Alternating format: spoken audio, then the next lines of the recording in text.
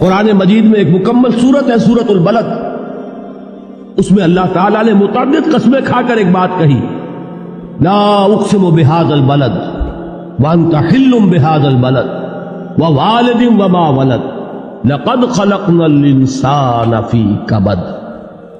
ہم نے انسان کو مشقت ہی میں پیدا کیا، یہ مشقت ہر انسان کا مقدر ہے۔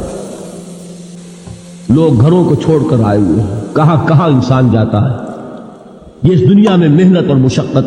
ہاں ایک مغالطہ ہو جاتا ہے کہ شاید یہ محلوں میں رہنے والے جو ہیں انہیں کوئی مشقت نہیں، انہیں کوئی دکھ نہیں، حالانکہ حقیقت یہ نہیں ہے۔ جو جتنا امیر ہے آپ دیکھیں گے اس کی جسمانی مشقت کم ہے، ذہنی کوفت زیادہ ہے۔ ٹرینکولائزرز کی انہیں ضرورت پڑتی ہے، انہیں سیڈیٹیوز چاہیے، خواب آور دوائیں مزدور کو نہیں کبھی ضرورت پڑے گی۔ ارے اس سے مانگو جو کہتا ہے کہ مجھ سے مانگو اور میں دوں گا، وہ نہ مانگنے پہ ناراض ہے، اس سے نہیں مانگتے۔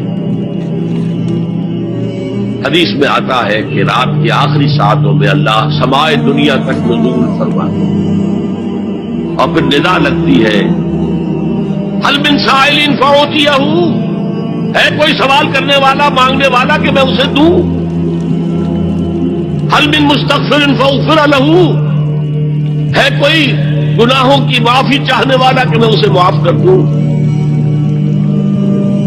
ہم انٹا غفیل سو رہے ہیں، ہم تو مائل بکرم ہیں، کوئی سائل ہی نہیں، راہ دکھلائیں کسے، رہنم منزل ہی نہیں۔ دنیا میں اپنی کمزوری اپنے رب کے سامنے مانگنے کے لیے بیسٹ الفاظ، آسان ترین، مختصر ترین یہی ہے، لا الہ الا انت، اے اللہ تیرے سوا کوئی معبود نہیں، سبحانک، تو پاک ہے، تو غلطی نہیں کرے گا، انی کنت، میں تو غلطی کروں گا، میں تو انسان ہوں نا، تو بس معاف کر دے۔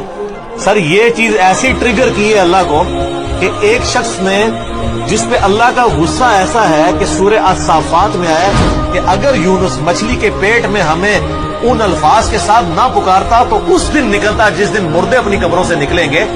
اتنے غصے والے معاملے میں بھی وہ غصہ ایسا ٹھنڈا ہوا، وہ کون سی دعا تھی؟ یہی تھی۔ اور دعا کیسی ٹریگر کیا اللہ، میں انسان ہوں تو غلطی تو کروں گا، تو غلطی نہیں کرتا تو معاف کر دے پھر مجھے۔